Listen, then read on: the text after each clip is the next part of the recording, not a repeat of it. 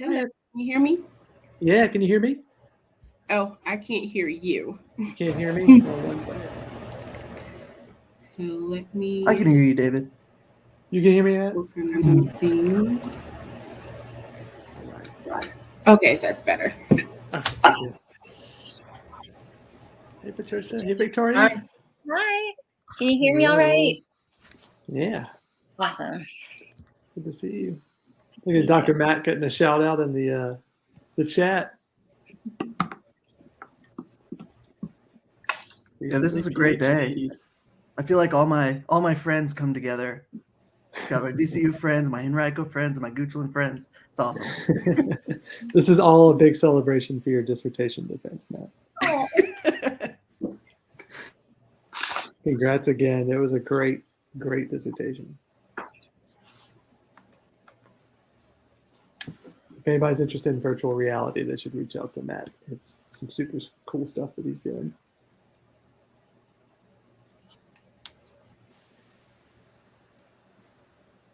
Hi, Sarah.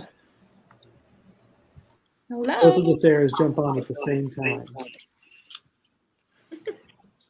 I was so excited, like, oh my gosh, our names are almost the exact same.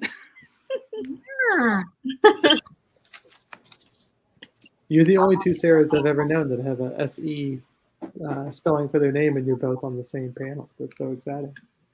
Very excited. Mm-hmm. Thanks for being here.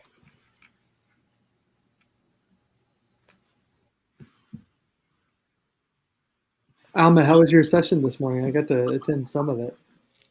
It was a good time. Yeah, Vicki and I were excited to present, and yeah, it was nice. It was Thank good. you. Thank you. I enjoyed it.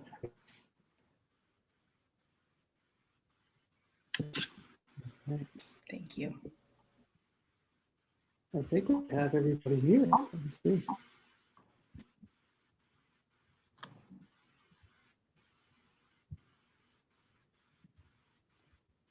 Yep, got the whole crew here. Hi, Alex.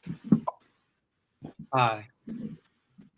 Good to see you. When you were on our podcast, you were en route to somewhere driving, so we didn't get to actually see you over Zoom. So it's nice to finally get to officially meet you. Yeah, we were on our way to the beach, so that was fun doing both of those. But I'm happy I can be on the video this time. Thanks for multitasking. Yeah, Goochland is well represented on this panel.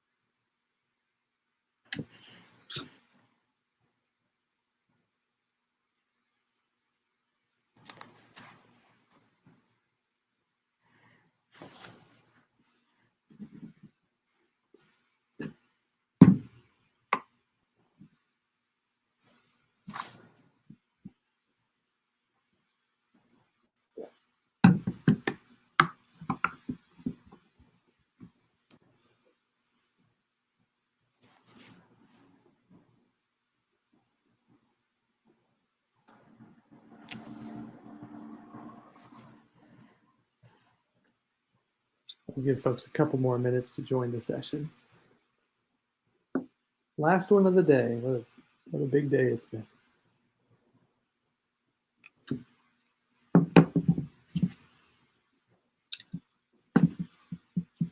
Sarah, were your RTR residents able to come for part of the conference?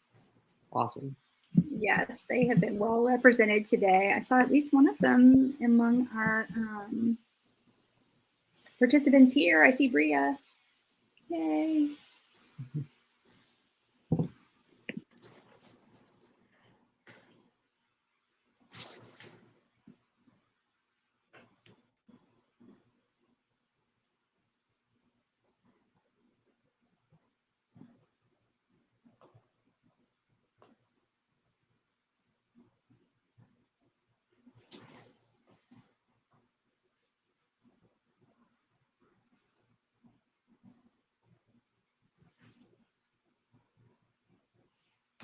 All right. Well, we can go ahead and get started, and then as people, the system is called Hop In for a reason. People can hop into this session as they're available. So, welcome everybody. Happy Friday afternoon. We made it the end of the day for a long and enriching conference. So glad to see everybody here. This is our closing panel, our Promise of Public Education panel. We're really excited about the folks that we've invited to be a part of this conversation this afternoon.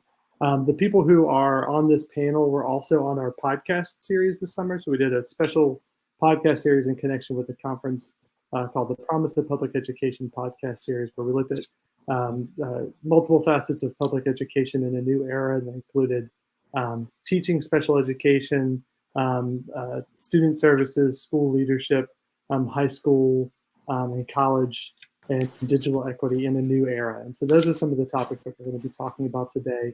I'm going to say a couple of really quick housekeeping things before I introduce our excellent moderators, and then they're going to run this show. First thing is you can expect an email on Monday with an invitation to complete a quick survey about your experiences at the conference this year. Please let us know about your experiences this year. We really appreciate your feedback.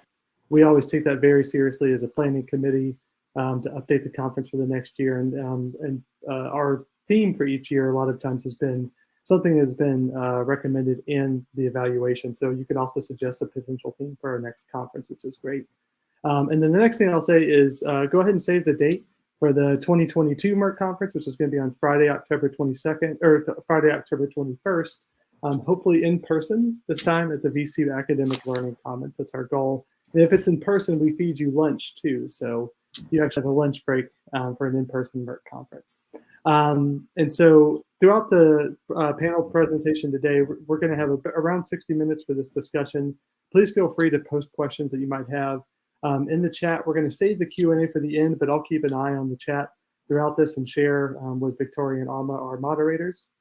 But at the end, if you wanted to pose a question in the chat, you could, or you can request to share your audio and video and jump into the conversation that way, and we'll sort of pull you up on this stage with us. And so with that, without further ado, I'm going to introduce our moderators for today's session. So we have two wonderful teachers who are part of the Action Research Teams for Culturally Responsive Teaching MERC project. We have first is Victoria Parent, who's an English teacher at Monacan High School in Chesterfield County Public Schools. She holds a master's degree in secondary English education from the University of Mary Washington and has been teaching for 4 years. She was a 2020 Book Love Foundation grant recipient, is a Project LIT chapter leader, and a proud Filipina American.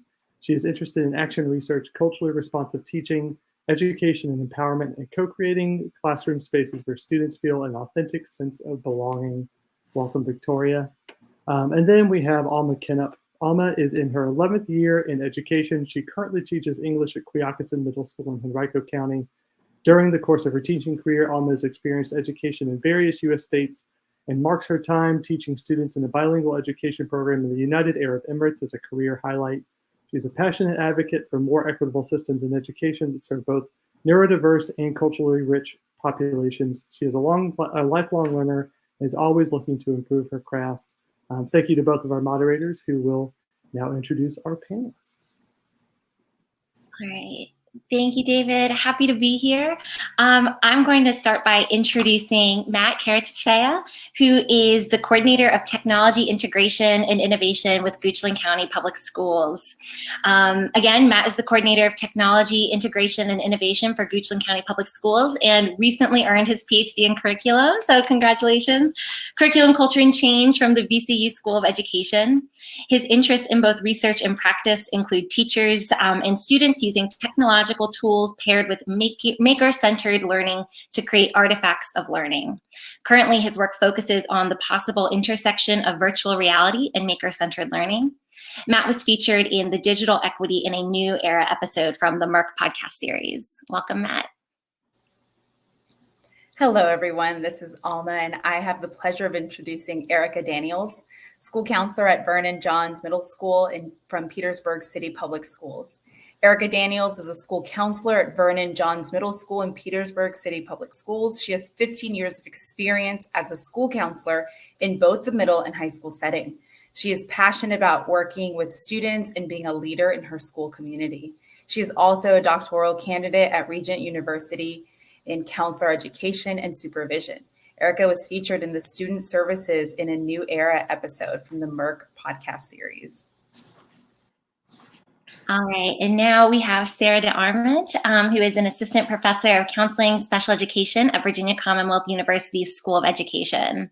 Building upon 10 years as a special educator, Dr. de Arment now prepares early intervention to preschool, birth through 5, and K-12 grade special educators through the master's program in special education. Dr. de Arment is the curriculum coordinator for the special education track of RTR and is co-principal investigator of Project 3IP and recently founded Project PIRR, both federally funded grants for interdisciplinary preparation of early intervention, early childhood special education, and related services professionals. Her research interests include special education teacher preparation, collaborative, inclusive, and equitable teaching practices, and universal design for learning. She was featured in the Special Education in a New Era episode of the MERC podcast series. Welcome, Sera.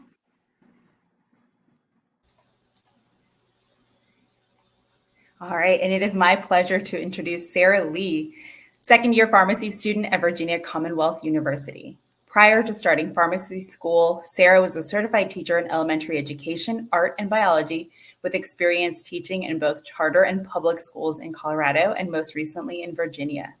Sera was born in Seoul, South Korea, and moved to Cedar Rapids, Iowa at the age of 8, and is a former English as a second language student. Sera's passion for English language learners and science education comes from her background as a former ESL student with a love of science. During her teaching career, Sera taught domestically as well as internationally, including 6-month internship in Italy and Germany, 1 year as an English teacher in South Korea, and 2 years as a kindergarten teacher in Abu Dhabi, UAE. Most recently, she completed 5 years with Fairfax County Public Schools and was part of the cohort of teachers that transitioned from in-person to virtual learning in 2020 due to COVID-19. In 2020, Sera chose to further invest in her education by pursuing a career in pharmacy, in part as a response to the global pandemic. However, Sera is still deeply committed and passionate about K-12 education and its role in preparing students to enter STEAM fields. When Sera is not studying, she loves to travel when there is no pandemic, read and spend time with friends and family. She was featured in the College in a New Era episode from the MERC podcast series. And now I'm going to introduce Alex Peskin, who is a junior at Goochland High School from Goochland County Public Schools. Alex is a junior attending Goochland High School. He is president of his class and is part of many clubs at Goochland, one of which he is forming himself this year. He is also a graduate of the High School Leaders Program through the Sorensen Institute at UVA. He has a passion for leadership in his community and puts an emphasis on student voice. Welcome, Alex. And now we're rounding out our panelists with Patricia Woodbury, gifted and talented teacher from Richmond Public Schools. Patricia Woodbury is an elementary teacher with the programs for gifted and talented in Richmond Public Schools. She holds a Bachelor of Science in Education and a Master of Arts in Student Affairs in Higher Education, with certifications in early education, middle education, intellectual disabilities, and gifted education. Pat often quips she's seen just about everything in students from 2 to 22. For the past 20 years, she has grown with the special program for academic and creative excellence, as the program has evolved from a focus on talent identification to talent development and identification. The focus on equity and space for RPS was sparked in part by an action research project that Pat developed through MERC and an evaluation of the screening, identification, and representation across the district. She is passionate about teaching kids to utilize critical thinking and problem-solving skills and focuses many of her efforts to bring STEM thinking to students from underrepresented populations in STEM fields. Patricia was featured in the Teaching in a New Era episode from the MERC podcast series. All right. Well, welcome everyone. Again, thank you for being here, and thank you to everyone who is tuning in. I'm going to start with a question for all of the panelists, but I'm going to start with Matt.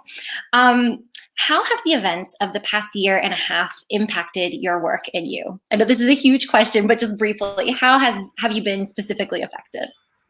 Well, I can't think of a way that it hasn't affected me. only because I started in Goochland last school year. This is only my second year in Goochland, and everybody was like, "Why are you changing jobs and this specific job during pandemic?"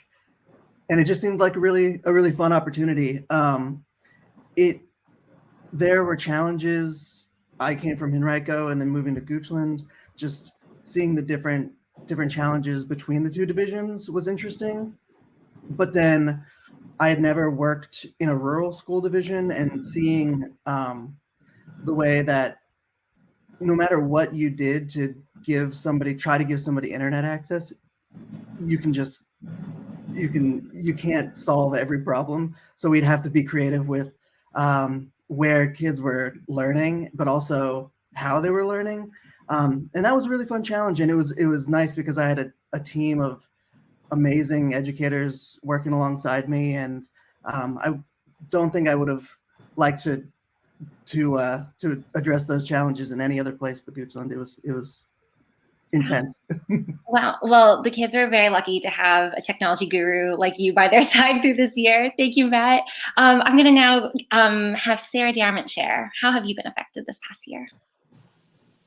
Sure. I would kind of build from what Matt said. I think it affected kind of all parts.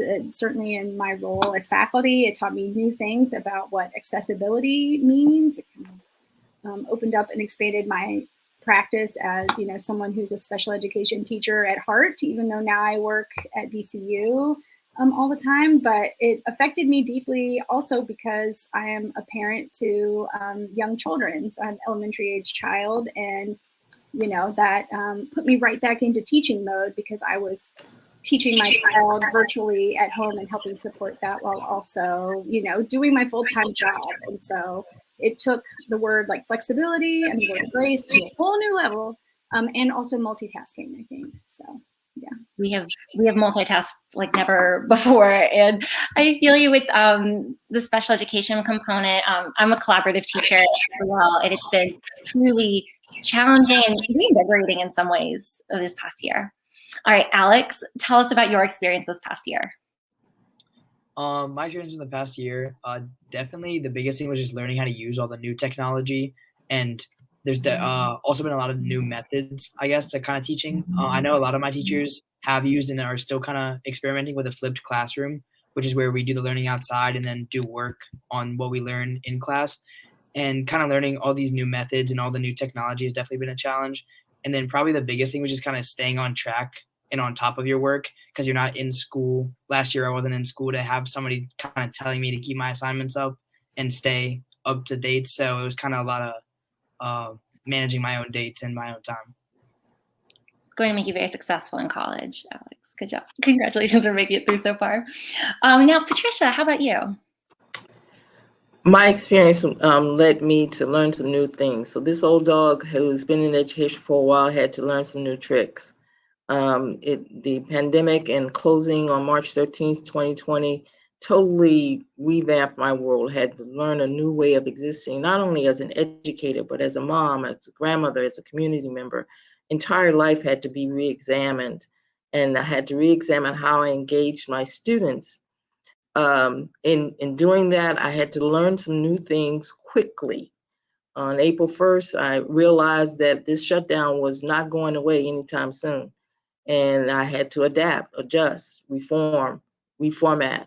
And I did that with my students. And as we have journeyed along, they probably learning faster than I did, but we've journeyed along to engage one another in new and different ways.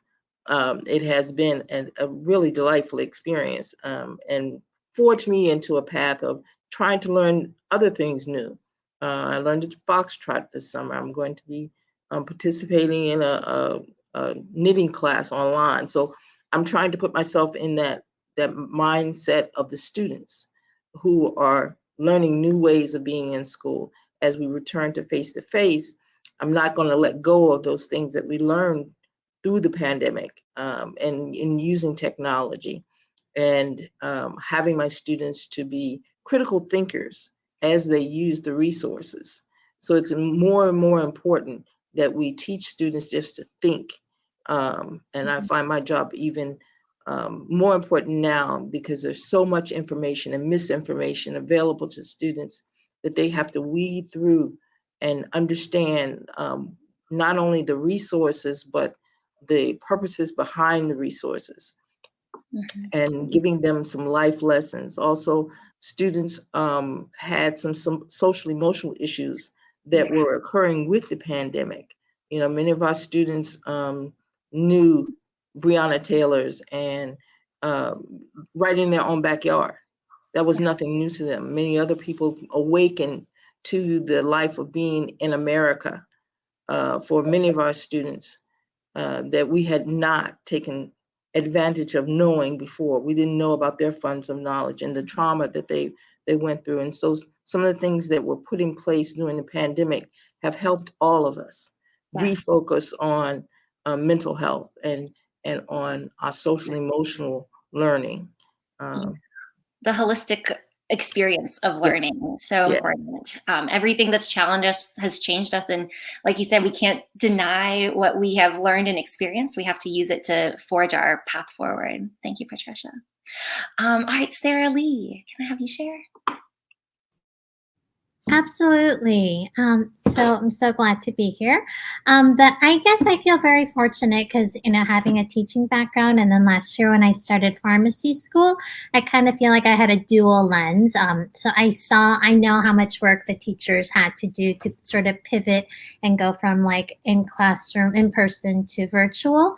But then I also was experiencing it from the student perspective. And what I realized, what I think is challenging is that when everything is virtual, you miss those sort of icebreaker moments where, you know, students are getting to know each other and forming those study groups. And for students that may have just moved to Richmond, maybe from a different place, you know, like who knows what the mental health effects were, but I know that, you know, that first year is really special. You getting to know your new classmates. And now that we are back in person, and I see how this year's freshmen are kind of, you know, organically coming together, that's really nice to see. And then of course our class is doing that to that extent because we were virtual last year. So now it's like, oh, you're way taller than I thought, or like, oh, I know you from Zoom, but now I finally get to meet you in person after a year. So all of those organic interactions are happening this year. And so that's very encouraging to see. Yeah, it's truly so special. A lot of my students who stayed virtual all last year pop into my classroom and say hello, and just a testament to how relationship building was still happening during this time. There were good things even amidst all of the hardship. So thank you, Sarah. All right, and finally, Erica, can you share with us your experience? Yeah, sure. Thank you so much. One of the big things for me was relearning how to be a school counselor. Right, we spend so much time learning our jobs and to be able to do them in one specific way. So that major piece for me, that major adjustment period was how do I effectively do my job virtually? And I know you guys can all kind of relate to that. The other piece that, you know, the pandemic and all of the events from last year and the impacts it had was creating new relationships and creatively figuring out how to do that from a remote position. So that was an interesting kind of learning curve as well, and just kind of how to organically engage students in a way that's meaningful to them and that's meaningful for me as well as a school counselor, and just really honing in on that engagement and interaction piece with my students. Patricia, you talked about that social emotional learning piece. That was so critical for us last year. And, you know, we were fortunate. We were already kind of thinking forward within our district with social emotional learning even before the pandemic.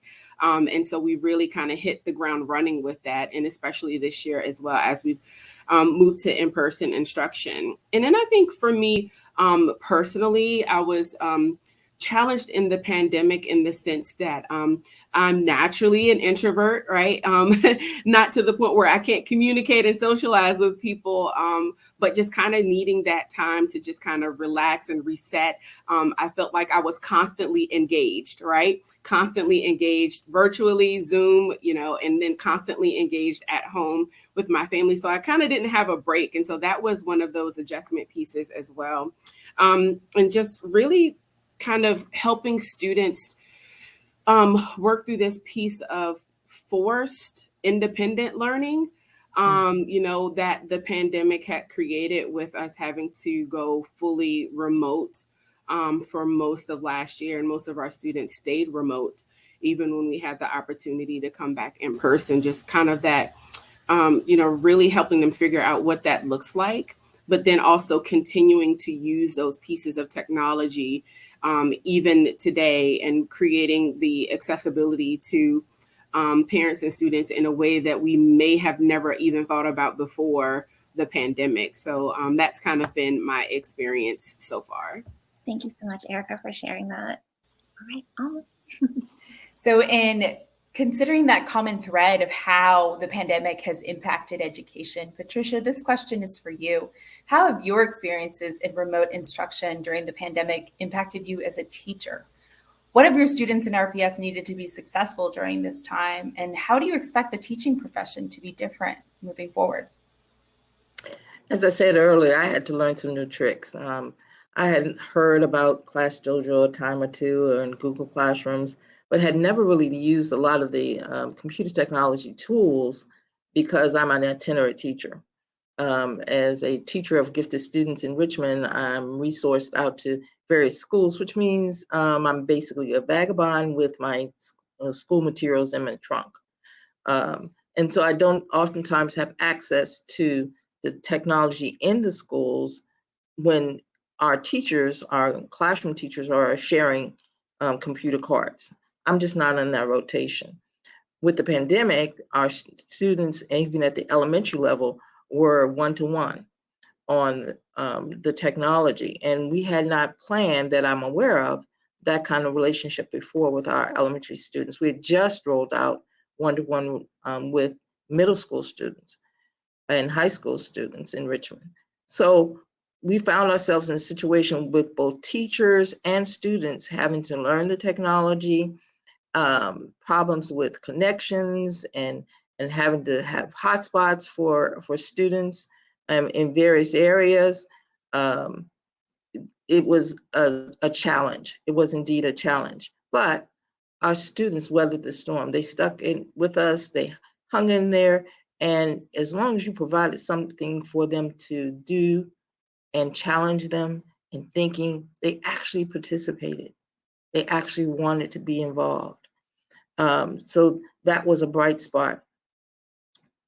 We also had to deal, as I said, with the emotional piece, because along with the pandemic, this issue of equity in America and some of the racial divide and problems that our students have been facing all along were highlighted, and they were in isolation. Our students still need, and needed before, our consistency. They need us to be there and show them that we are going to be their advocates. So many things have changed in their lives that we need to reestablish some of the basics that our students can count on and not change everything at once. Yes, change is inevitable and is needed, but foundational norms that our students can learn and lean on that will empower them to kind of envelop these changes. We must provide for the students the time and power of our presence and commitment to equity in all our interactions are non-negotiables. Voicing our commitment to inclusion and equity cannot be one and done. We have to stay with it. And that's something our students need. Our students need educators that are not concerned with just the optics and the latest trends, but are invested in their continuous success and long-term well-being. Now that we are together again, we've started on this pathway of digital literacy and social reckoning. I, as a teacher, have to recommit myself to those things. Fortunately, in my district, in working with gifted students, we had started some initiatives that focused on equity before the pandemic, and we have to continue. Things like universal testing, using different entry points for students, focusing on talent development as opposed to talent identification, which will remove some of the barriers for students who are underrepresented in gifted programs. With more access to comes more responsibility. So it's more important than ever that we develop critical thinking skills with our students. It is my focus, and I'm fortunate to have that ability and flexibility in my curriculum to focus on students being able to think and cipher through all the madness that's going on in our world and helping them with that process. It has been a change as we've returned to the classroom because it's more of a hybrid model. In being able to turn on a dime, as we've had to do, to asynchronous lessons and virtual learning and having that flipped classroom, but also giving our students a sense of the explorer mindset, that they can explore these new beginnings, these new ways of being. Some of the things that we learned in the pandemic, we will keep even today. I mean, I still use Instacart. So we're forging ahead with our newly learned skills and incorporating them with our paradigm for educating our students.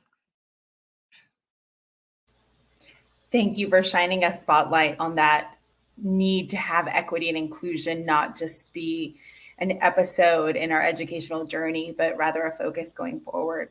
Thank you for that teacher perspective. And to follow up, this is for Sera de Arment. How have you navigated remote instruction, and what have your teacher residents in the RTR program needed during the pandemic? That's such a good question. For me, I think, coming at this again as someone who is a special educator at heart, like that's who I am. That's my professional identity. I kind of look at this, even though I'm a teacher educator now. In some ways, the pandemic and like the challenges of how we support students with disabilities in schools within this context of virtual instruction, I mean, that's kind of like a special educator Super Bowl, right? So we are always in this mindset of how do I problem solve for students? How am I like applying instructional practices flexibly and responsively in a way that's really focused in on students' individual needs? The pandemic, and I should say the many pandemics that were happening at the same time, so not just the COVID-19 pandemic, really sharpened a lot of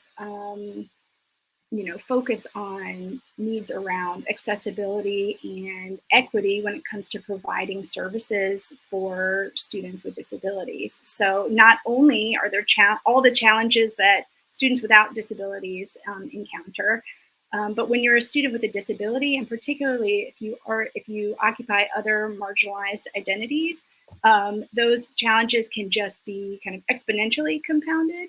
And so we're trying to, think and problem solve and be flexible in a way. I'm doing that in a way with residents, with all the teacher ed candidates that I work with, where I am very much intentional about not only modeling and practicing what I preach, but just being really transparent and saying, you know what, guys, I don't have answers for you because we don't have research articles on this yet. I don't have a tale from my days as a teacher that I can like share as a jumping off point. So we're learning this together. So it was very much an emphasis on, transparency with residents, with creating space to have conversations to help everyone process, what their experiences are as residents, quote unquote, in the trenches, kind of observing and working within that virtual environment last year in particular, but also creating space and having room to have conversations about, social justice and just social unrest that we kind of witnessed that, really impacted residents very differently. And we just found that we needed to take the time and create space for those things. As special education teachers, we really had to completely rethink what providing special ed services look like. So how do we implement interventions with fidelity when we're doing it virtually? How do we make sure that technology aspects are accessible for students with disabilities? And even if they're technically accessible, how do we make sure that they have support on the other side of that computer in their home or whatever environment they're in to make sure that they can, be engaged and be tuned in? What does progress monitoring look like? How do I provide accommodations for a student with a disability when I don't really have good control of what their learning environment looks like? So all of those things we were kind of problem solving together. And so we were kind of living parallel lives and I was providing wraparound support for residents while also kind of modeling and talking through with them, problem solving with them, how they can do the same for students. So that's kind of where we were with it. It's definitely an intense time, but it, I think, taught all of us, myself included, that that bag of tricks is just always expanding. Those supports, that idea of what accessibility, inclusion, equity, what that looks like is just continually evolving and something where we can all always be learning and, knowing better, doing better. Thank you for naming and clearly stating that we all are on a journey where we are continuous, curious learners, and we can always do more and do better. And also thank you for acknowledging some of those social emotional aspects to the teaching profession that often go either overlooked or just are ignored. We appreciate it. All right. I'm going to ask Alex a question about your experiences. All right, Alex, what were some of the biggest challenges that you faced over the past year and a half as a high school student? How have these experiences shaped your plans for the future? And how do you think high schools will evolve based on these events? There were a lot of challenges that last year brought. Probably the biggest one was just adapting to all the circumstances that were changing constantly. I know in the beginning of the year we had one schedule, and then we had a different one eventually, and it was just that and all the new technology too. It was just a lot to adapt to and a lot of change that I had to deal with.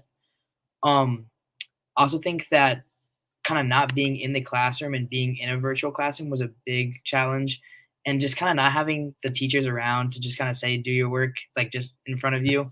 It was definitely, it took a lot of independent, I don't know. It was pretty hard to kind of get my work done and stay on top of it, but that was a big challenge. For the future, I think these have really shifted my view of virtual classes and the possibilities that they have in school. I took 2 virtual classes over the summer, and I'm taking a virtual class right now, and I think that they are really helpful and they're very available and have a broad range of topics. So I think that that's one good thing that it's brought. So I think that's, yeah. I also think that high schools will continue to evolve, like with the new technology that's been brought. Like I mentioned before, the flipped classrooms. I have teachers now that use flipped classroom as well. And it's going really well, actually. So that's kind of a good thing that COVID has brought. That and other new methods have been very helpful, like the virtual classes. And I think that a lot of people, especially in my grade, have kind of learned to adapt with that level of freedom, and will probably do better in like further studies if they do intend to go to college, because they've kind of already experienced what it's like to be on your own as a student because of COVID a little early, but everybody kind of went through it and adapted. So I think that those are kind of the biggest challenges and how high schools will change in the future. Thank you so much, Alex. I really liked what you said about how online learning can be very accessible to people. I feel like this is something that maybe was underrated before the pandemic, but I mean, when we had to make it work, we had to make it work really well. So it's really cool to see how for some students who the in-person classroom might not have been the best setting for them, some students really were thriving in virtual school. And so I think as educators, it was really valuable for us to see our students in these different settings, because now we can take from all of these experiences to try to craft a more differentiated and ideal setting for students in the gen ed classroom or in the collaborative spaces. So thank you, Alex. All right, so I have a follow-up question for Sarah Lee. How do you expect the events of 2020 and 2021 to inform students' decision-making about post-secondary education in the future? And Sarah, it is just so awesome that you are back in school doing something so different from what you were professionally prior. So that's awesome. What a great example that we can always, I don't know, try new things. Oh, thank you. Dental school for you, Victoria parent. No, Alex, I think your words are so astute. And I think there were many challenges over 2020 and 2021. But however, there were a lot of pros to learning from home.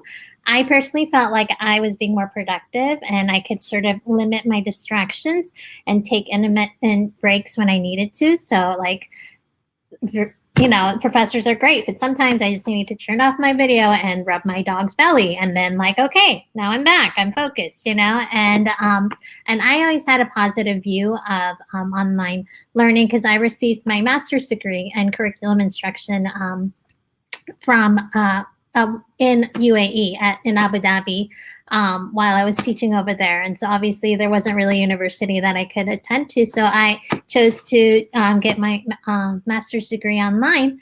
And I think it's really optimal, like Alex said, for students that are self-directed and maybe don't have access to a university nearby. And I was thinking about a classmate that's in my class that has 2 young kids, and pharmacy school is, you know, pretty intense. And so her kids are with their grandparents down in Georgia so that she can focus on school. But if we had, you know, all different modalities of learning, and then I think we could increase opportunities for non-traditional students to be more successful and earn degrees and have options to and have more options if they're not tied to a specific geographic location. And so I think with everything, there's pros and cons. And I think, Alex, you brought up a good point that it can be, there are a lot of things, remnants that hopefully will stay after this pandemic that will impact post-secondary education. Thank you, Sarah. Yeah, thank you for underlining some of those non-traditional methods and how they are responsive to some of our students. This question is for Erica. Research suggests that students are experiencing rising mental health challenges during the pandemic at a time where they may have had disrupted access to supportive adults in schools. How does this resonate with your work as a middle school counselor in Petersburg? What have you found to be some of the most effective ways to support the needs of your students remotely and otherwise? Yeah, sure. This is absolutely true. I think even before the pandemic, there has been this overall increase of mental health concerns with our students and finding best ways to support them. You know, in my experience, what I find is that you know, middle school, there's a very specific developmental transition happening with middle school students. And so they thrive on interaction with each other and with adults as well. And so with the pandemic, that was taken away from them in a sense. They were not able to engage in those social interactions and the interactions with the adults in their lives as well. And so what I find is that, you know, in Petersburg, it is a small urban city with its fair share of community challenges, gun violence, different kinds of traumas and things that go on within the city itself. And so I find that our students who live in these communities are witnessing, experiencing things that under normal circumstances, they may not necessarily see or witness because they're in school. And so granted, they might be going back into those environments, but still they had the reprieve of being in school outside of the home, outside of those communities.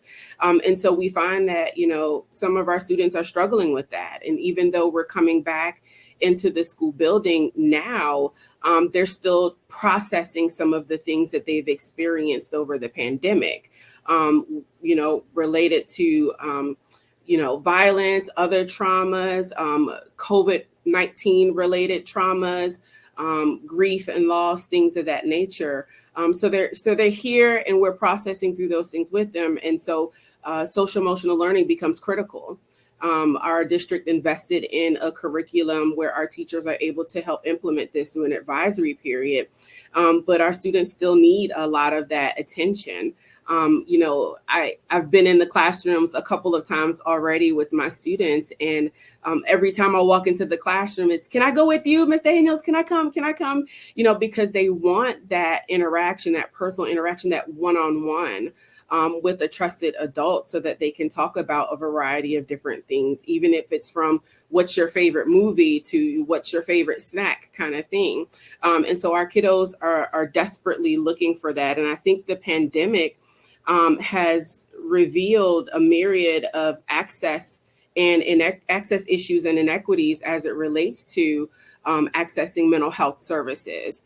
One of the presentations I saw earlier today highlighted the fact that the school becomes that primary source of school-based mental health interventions. And that's absolutely true.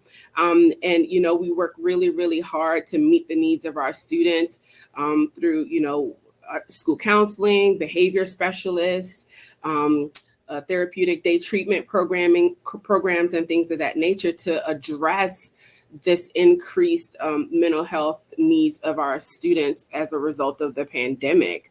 And, one of the things that we find, that I personally find that works with the students that I'm working with, is just listening. And, fundamental, basic counseling skill, active listening, right? Because they want to tell their stories. They want to talk about the things that they didn't get to talk about for almost 2 years. They want to share those experiences. They want to figure out how to appropriately engage socially with their peers, and how to appropriately behave and, respond to academic supports in the classroom as well. And part of that is listening not only to the students, but listening to the parents as well, to help close those gaps and meet those needs. One of the other things that the pandemic has brought that's a positive thing is this increased access to people, to, school employees, right? So they don't have to come into the building and have a parent conference. We can do a Zoom and see people in person, virtually. And that's just as effective as having the parent miss, a couple of hours off of their job to come into the building, to have to wait and corral people. So having the ability to Zoom has been a productive thing in terms of meeting the needs and creating this access to our students and our parents for things of that nature. And really being intentional about reestablishing the structure of school. Like I said before, our kids have been out for almost 2 years. And so hitting the ground with the structure of what school is to look like, but also being flexible and understanding that it's an adjustment. It's an adjustment for the students, and it's an adjustment for the teachers. And the last thing I'll say about, effective ways to meet the needs and support students either remotely or in person, is just to making sure that we support our teachers as well. I think that's so important. It's so critical because, like I said, we were coming back and we have all of these different, desires and needs and information that needs to be shared, but we want to make sure that we support our teachers through that process, and acknowledging the traumas that our students have. And acknowledging the traumas that our teachers have experienced as well, and how they might bring that into the classroom, and supporting them on how to be able to, deal with their traumas teach the content and curriculum, and then also to be able to effectively support students when students are in crisis or need that extra support. We have in Petersburg a social emotional support team, and it's a group of individuals from across the district who look at what those social emotional needs are across the district and provide resources and supports to school level, teacher level. One of the things that we do now that we really, really like doing, and it's been backed by popular demand, is Wellness Wednesdays, and providing the teachers an opportunity to learn some tips and tricks to manage their own emotional well-being as well. So those are just some of the things that I've noticed and things that we've worked on here in Petersburg City Public Schools. Thank you for that. And I hope that everyone caught on to that very simple task of just listening. Whether you are a panelist in this session or whether you are an attendee, I hope that you can take that nugget of wisdom and listen to a student, listen to a teacher, listen to your fellow folks in education to see how we as a community can support one another. Thank you for that. As a follow-up, this question is for Alex. What have you found to be some of the most effective ways that teachers, counselors, and other adults at your high school have worked with students during the pandemic, remotely or otherwise? I think teachers at Goochland were really good about communicating with students. I would say the biggest thing with teacher to student interaction was just how graceful and flexible people were, especially with deadlines. Everybody was so awesome last year and very understanding of everybody's circumstances, whether it be Wi-Fi or just anything. So I think that was a really good thing that was kind of across the board at Goochland. Teachers also made themselves very available, and so did counselors. There was always extra Google Meets. A lot of my teachers left time in class towards the end of class to just talk, or if anybody had questions, they made sure to post their information many times and due dates, and they were really clear about what they needed and when. And like I said before, they were really graceful with deadlines. And if you needed extra time or had some kind of issue, they were very understanding about that. And I think kind of the biggest thing was just making themselves available and kind of presenting themselves as a friend just to talk to if they needed to also, and not just a teacher. And I think last year teachers were really, really good about that. And even in the virtual setting, I know I still talk to all my teachers from last year and counselors. And Goochland did a great job last year with student to faculty interaction, even in a virtual setting. It's great to hear your emphasis on that availability and flexibility. And to just go back to what Erica had said, we're kind of in this false comfort right now where we're in the same buildings we were in 2 years ago. So we want to fall back into routines that we had. But I hope that we can take away from Alex's reflection that that availability and flexibility needs to continue. All right, I have a question for Sarah Lee. As a current pharmacy student at VCU and former K-12 teacher, what do you see as the overlap between public health and public education? How do you expect post-secondary education to evolve in response to the events of 2020 and 2021? That's a really great question. And when I think back on the curriculum that I taught at Fairfax, I know that the question is, what does a 21st century student look like? And there are 5 sort of common core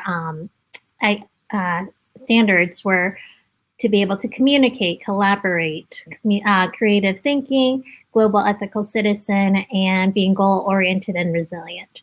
I can't take credit for that. Fairfax County, I think, has a trademark on that. But I think those are sort of core principles that sort of transcend beyond any school district or time. And I think the power of education is that once we are able to effectively instill those skills and skill sets in our students, then they can meet those challenges, because world events are always going to be changing.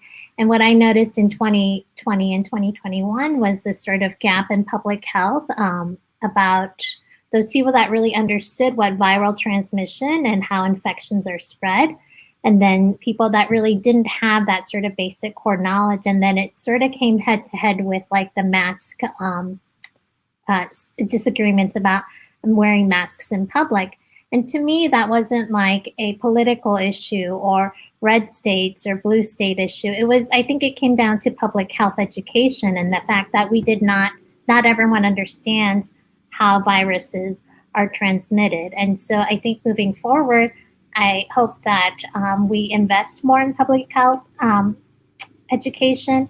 And as a former science lead and someone that has taught in gifted education, I got a lot of pushback from doing more science in the classroom, and it was from teachers, because not all teachers like science, and maybe they struggled with it when they were in school. And so I think we need to start with that base of making sure that teachers are comfortable and incentivizing science education in the schools, because it really played out on the national front with people really understanding. This isn't about really understanding how viral transmissions occur, and that I think everybody wants to keep everyone safe. That's not a question. I think it was just people not really knowing the effect, that public health effect of masks. And that's just one example. Thank you, Sarah. And I felt like what you said there just really connected to what Patricia was talking about during her her first question, where critical thinking is just an absolute must. And that is really a common thread between what we strive to do in public education, but what is also so necessary with our public health efforts and just how we operate within our society. So thank you for that. My follow-up question is for Erica, and I want to know, how have the post-secondary ambitions of your students been informed by the events of the past year and a half, and how have these events informed how you advise them regarding their future plans? Yeah, thank you. That's a great question. I think as a middle school counselor, what I've noticed in relation to what happened over the past year and a half is that just this intentional focus on managing emotions and behaviors. I think with our middle school students, there's just more of this focus on taking care of self and taking care of self in my current setting. So during the time where we were virtual, right? How do I take care of myself in my home, in my community? And then when we return to school, how do I care and take care of myself as a person now that I'm back in the building? So there's been this focus on those pieces. And with that said, I do believe that we have a unique opportunity with all of the flexibility, the transition, and increased level of access to things technology-wise, to really educate our students in career exploration. And so at the middle school level, a couple of things that we are doing to forge that. We have a program called Major Clarity, and we use that in our classroom lessons to work with students in that way. We also utilize an opportunity to focus each month on a particular career cluster and to share that information with our students to really expose and explore things in career paths that they've never, may have considered before. And I really like the Major Clarity program because it helps us to do that with some career assessments and things of that nature. But I think in talking with some of my colleagues who work at the high school level, and just what some of the students have experienced in light of the pandemic is, either they're maybe choosing not to go straight to a 4-year college or university. And if they do, they're considering online courses or universities that offer online courses, or they're not going to college right away at all. And so it just kind of puts a pause in what they think they might want to do. So community college becomes a more viable option to some families as well. And just in my own personal, circle of knowing family members with students who were either in college or going to college, they, came home and stayed virtual, or came home and didn't go back to school for the semester or for a year. There's also, I know, a decrease overall in the number of students who are applying for financial aid. And so that's also an indication of students who are maybe taking a second guess as what post-secondary looks like for them. It's not just college, it's not just community college, there are other options as well. So I'm interested really to see, you know, once we begin to really come out of this pandemic, and I am praying and hopeful that we do, what the trajectory will look like in terms of post-secondary options for our students. And so, you know, again, I feel like we have a very unique opportunity right now to really begin to educate our students in what Alex talked about earlier was this increase in access to online education. And I do believe that this is possibly the route that we will see more interest in, because like you said, Alex, now our high school students have experienced and exposure to doing coursework virtually, and it opens the door to considering doing coursework virtually or online formats at the college level as well. And so I think those are just some of the things that I have either personally experienced or third party experienced, and things that I know we are working on in Petersburg schools to help support our students with that mindset as well. Thank you so much, Erica. And I just want to affirm what you said. I feel like what I am seeing at the high school level as well is that it's become more normal to pause and slow down your post-secondary plans, which I think is great, because I do think that a lot of students kind of just follow the norm. And what we're seeing is that there are just so many different paths for people that should be normalized. And I don't know, the gift of the paused and slowed down year could also be this normalization of non-traditional plans, because we've had just a very non-traditional past year and a half. So thank you, Erica. And in considering new trends and innovation, this question is for Matt Caratachea. What have we learned over the past year and a half about digital equity, and what does this look like in a rural community like Goochland? What professional development related to learning technology do you think will be particularly important for teachers moving forward? So I'm going to touch on a couple of things that came up in the podcast. Shameless plug. David put a link in there. Make sure you check it out. So when you think about, you know, equity when it comes to digital tools, the first thing you think of is access. And Patricia touched on that. She said, you know, she wasn't even sure if they were going to go one-to-one before the pandemic, but boom, it happens. So now we're one-to-one. What do?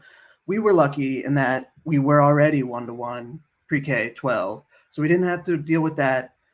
We did have to get devices to kids, but we didn't have to worry about ordering more, which was a whole nother nightmare because everybody was ordering devices. So they were really hard to get.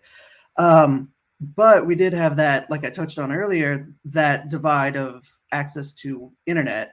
So we had to come up with creative ways to address that. But once we figured out, okay, we'll work with the community to provide options for Wi-Fi. We'll work with schools to bring in small groups of kids that maybe can't get to access their learning unless they come to school. We figured that out. We crossed those hurdles. But then we have teachers who may be, you know, those technology rock star teachers already, you know, incorporating these tools, saying, oh yeah, this is great. You know, I'm just putting into practice what I was doing. But there's also a whole nother group of teachers that would call me, and Patricia may or may not be one of those teachers, may have been, because she's grown so much, she said. But they would call, they would email, they would pull me aside and they would say, Matt, I finally get what you were trying to teach me for the past 5 years. Now I know the importance of using these tools. Let me try to figure out how to use them in a way that's effective and meaningful to not only my instruction, but to my students. And then as we come back into this more kind of like it used to be environment, we're still not there, but I'm also hopeful and optimistic that we will get there. Teachers are thinking, okay, well, I learned these tools, but now we need to make sure to support them with coaching, with peer-to-peer coaching, or also instructional technology coaches, instructional coaches in the schools to make sure that they're using these tools effectively and choosing the right tools for their goals, because sometimes it's like, oh, I see this shiny thing on Pinterest or TikTok, teacher TikTok, and I want to try it, but it may not be the right tool for the job. So figuring out what tool that is, there's people in your sphere that can help you figure that out. So just reaching out to them. But I also see not only equity in access, but also how teachers use those tools. So I may be a student in 4th grade and I'm in a classroom where my teacher is, having me create videos or podcasts or leading clubs where I get to teach other kids how to code or design things in 3D so that I can 3D print them. But also then across the hall, I might have a teacher who says, this is the last thing on my mind. I don't want to do it, which is totally fine. That's where the coaches come in. But they may not see the value of that just yet. So giving them the opportunity to see what kind of tools, when paired with the right goals, what that can leverage, how teachers can leverage that in their classroom. I think that's definitely the next step where we need to meet all these teachers, because honestly, the biggest hurdle when I was an innovative learning coach before this job, the biggest hurdle I had was just trying to get people to use tools. Well, now they're all using them. So now let's figure out how to use them effectively and, inject some fun learning into the classes. So that's what I think the next step for PD might be in terms of technology. Thank you for underlining that need for fun. It's important that we remember that joy in learning should exist, not just among students, but teachers as well. That's important. This brief follow-up is for Patricia. How do Matt's experiences with promoting digital access in a rural division resonate with your work in RPS? We face some of the same problems in the urban setting as in the rural setting. When you live in a building that's made of cinder block, there are access problems. So we had to be creative in getting students just access to broadband, giving them hotspots, helping them understand, how to use the tools. That was the initial challenge. But we also, had to help teachers with their access points as well, because they're from all over the central region. We also had to give not just computers, but the technology instruction. And yes, I was one of those teachers that was always calling the ITRT. What do I do now? What do I do now? What's next? The other challenge is not to lean on the technology solely to rebuild the relationships with students, as we've heard, coming back into the classroom, not to lean so much on the technology that we forget that we need to relate to kids and to be there, to be present, to be listening, and choosing the balance between the technology and that right fit for the tools, as Matt said, is going to be our challenge going forward. I love that, the right fit and the right tool. Thank you for that, Patricia. All right, and our last big set of questions before we start to wrap it up. This is for Sera de Arment. What have we learned about the needs of students with disabilities over the past year and a half that should inform the work of special educators moving forward? In your work with pre-service teachers, what is your perception of how they view the profession in a constantly changing socio-political context?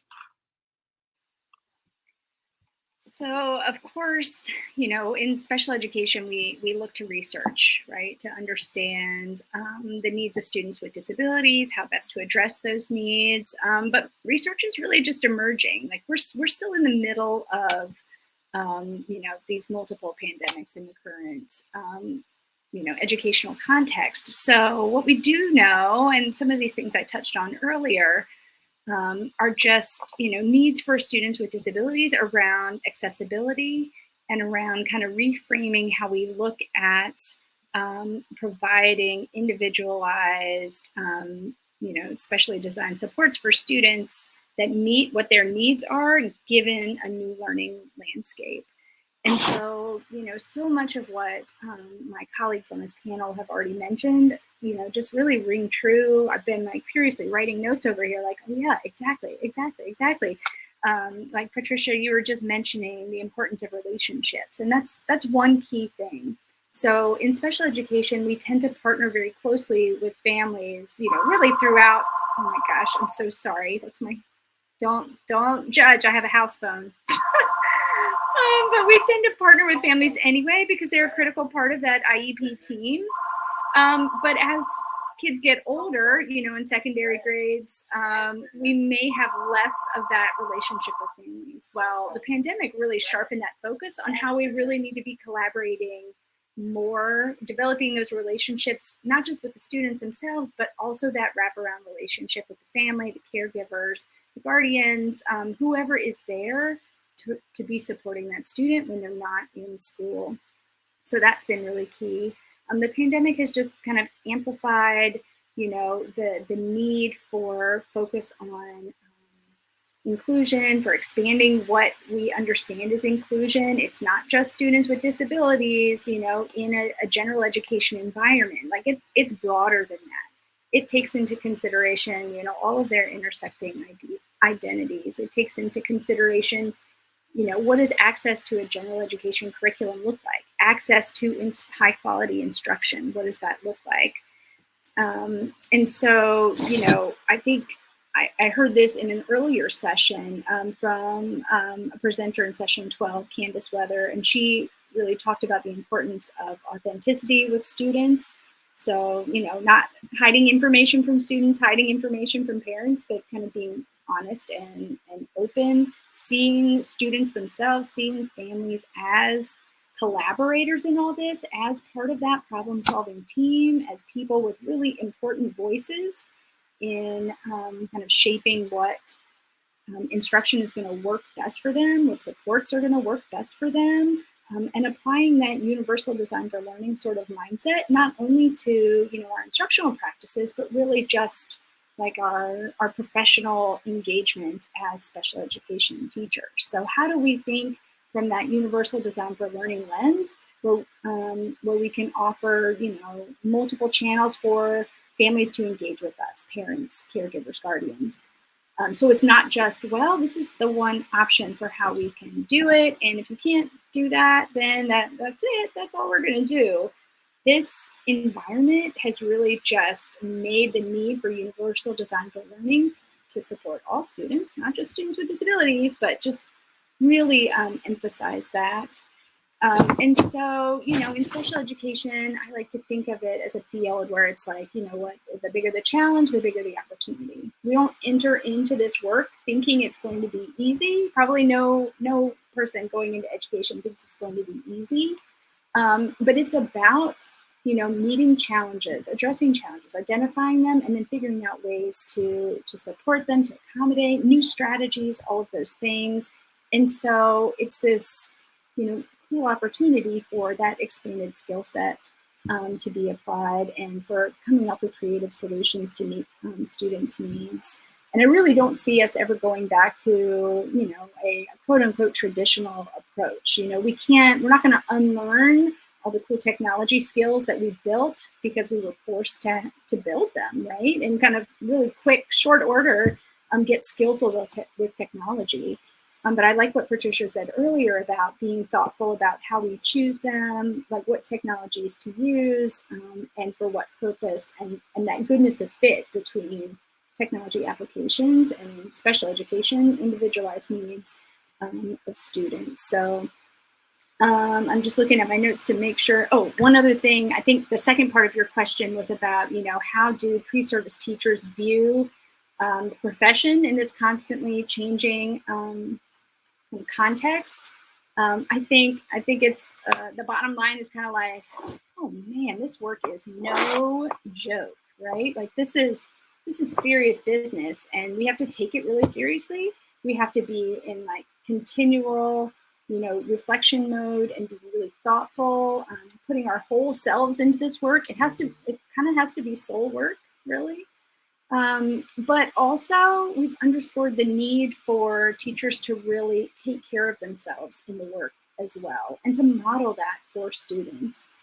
So they see that, having self-care, being reflective, pausing to take a breath, all of those things, tending to our own social emotional well-being as teachers, as pre-service teachers, as teacher educators, as moms, as, whomever we are, all of our identities is so, so important and foundational for doing good work in any sort of capacity. So we just have to kind of embrace that, make space for that, name it, talk about it, talk about the challenge, how hard this work is, talk about how it's different for a pre-service educator who is a person of color, who they themselves grew up in, going to schools that were, maybe underserved. It is a different experience for them as a pre-service teacher than it is for someone like me, who's white, who grew up in middle class schools. And we have to talk about those things and negotiate that in our population. So. Preach. Thank you, Sarah. That was all just fabulous. And just to follow up with Matt, you touched on this a little bit earlier, but what other PD professional development do our teachers need to navigate this changing context effectively? If you have any other ideas. Yeah, so something that Sarah said really resonated with me, and it's involving families. And so since I've been an educator, and I mean, definitely since before then, one of the biggest hurdles was trying to get parents involved in school and bringing families into the school. Well, we just had 20 months of a window into schools and every single home, So I think being able to leverage that and bringing our community in, and maybe that means like what Alex touched on, more virtual events and preparing division leaders, but also school leaders and who may not be as comfortable with platforms like this because they weren't on it every day like the teachers were. Maybe the teachers need to lead some PD for division leaders on how to effectively, run an event like this so that they can involve families and they can reach out to a wider audience. But also thinking about something else that Sarah said, totally blocked out because I saw Jesse's comment and it made me feel good. So I think thinking about student health and teacher mental health. I went to one of the panels or one of the sessions earlier about making mindfulness more accessible for the younger grades, and just thinking about how we as educators can model self-care and also just how important taking care of yourself, but also others around you in your community, how that can play into teaching our students how to practice self-care, how to regulate, when things don't go right, which is every single day, or when things go really well, but then, somebody just says something under their breath and it just makes you feel really bad. And so how do you regulate that? And students, kids, they're still figuring that out. So if we as educators are so burnt out, somebody said they're really worried earlier today because we're only a quarter into the school year and teachers are already feeling burnt out. If we can't help teachers feel more just better, just try to practice self-care and then impact students that way, then I think we're going to miss out on this big opportunity where we can make a big impact on overcoming giant challenges as a group, because we're all in this together. And I feel like if COVID showed us one thing, it's that everybody's impacted. And so let's get through it together. And I feel like just reflecting on practice, but also how you can, as an educator, be a model for appropriate and healthy self-care would be a great way to engage in future PD. But also, teachers leading PD for division admin too. I think it would be really great. Thank you so much, Matt. I totally agree. Panelists, over the last hour, you all have shed light on some of the realities in education that have occurred and transpired over the last year and a half. in keeping with this year's MERC conference theme of the promise of public education, I'd like to close out with a question, and I will call on each of you to share your thoughts on what you think about this. So what is the biggest thing that you have learned over the past year and a half that can help positively shape public education in the future? Erica, we'll start with you. And really quick, in consideration of time, we'll say 30 seconds or less. Or closing 30 thought. seconds or less. Got it. I think going back to one of the things that I said earlier was to listen. We've all experienced a variety of different traumas and experiences over the pandemic. And I think we need to listen to our students, listen to each other as educators, and really hear what we're saying to each other so that we can really support each other. And then that goes back into what Matt said and what Sarah said as well about the self-care and the wellness of the individuals. You know, understanding this idea of the collective stress, but also being able to collectively care for each other as a system. Sarah Lee, your takeaway from the last year and a half. Well, I'm just going to drop this article in there just to emphasize the fact that we have a really big job, and to piggyback off of what everyone is saying, that, you know, we self-care is so important, and it's easy to add things onto a curriculum and instead of taking things away. But I do really feel strongly about science education and making sure that our students can access that. And so instead of just dumping more things on teachers, maybe it's really important to be intentional about the curriculum that we teach and making sure that teachers' voices are heard in that area as well. And again, you guys are amazing. Teachers are amazing. Even though I'm no longer a teacher, I know how much work you guys do, and just thank you for everything that you do. Thank you, Sarah. Matt, your thoughts? I feel like I want to piggyback off of both of those comments. I feel like there's a lot of people talking right now in the world around us, but not a lot of people are listening. They're just waiting for their turn to fill in the dead space. So I think if we just practice listening, empathy, I think that would go a long way.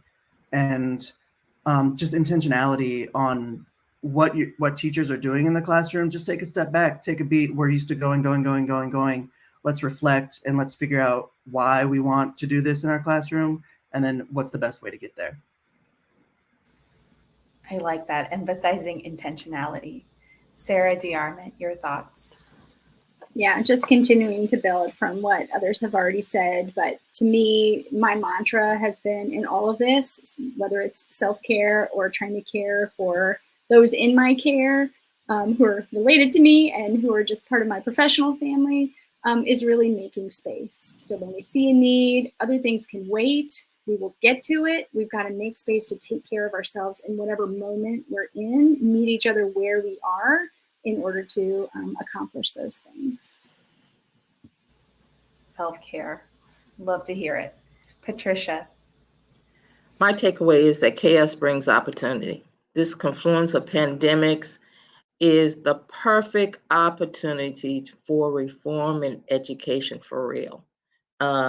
We can tackle this achievement gap. We can get equity practices in place. We can really look at the needs of our students and meet them where they are and provide for them whatever modality they need to learn with, and differentiation become for real. 3 things: listening, critical thinking, and grace. Thank you. And you heard it here, folks. Remember to look for the opportunity in the midst of the chaos. And last but not least, rounding out the importance of the last year and a half, Alex, what are your thoughts on the matter? I would say over the past year and a half, the biggest thing for me has been just kind of learning how to stay on top of my work and organize. And also a big takeaway was like the value of technology and new technology that's still being implemented today. And I think that a lot of that technology is going to stay. Like I mentioned, the flipped classrooms are still in practice at my school. And I think a lot of that technology and new stuff that like Miss Woodbury said, the chaos brought, I think a lot of that will be here to stay, and I think there's a lot of good that came from what's happened over the past year, along with the bad. All right, and it is 5:29 p.m. And we're not in person, so we can't do a round of applause very effectively. So could you please show some love for our incredible panelists in the chat, because it's about the best you could do for an online conference. Thank you all so much for sharing your expertise and perspective. I love that we've ended on such a hopeful note, because we've learned so much and we have so much to look forward to. So grateful for this collaboration, for everybody who came today. Take these ideas and change public schools for the better. We'll see you next year at the 2022 MERC conference. Thanks, everybody.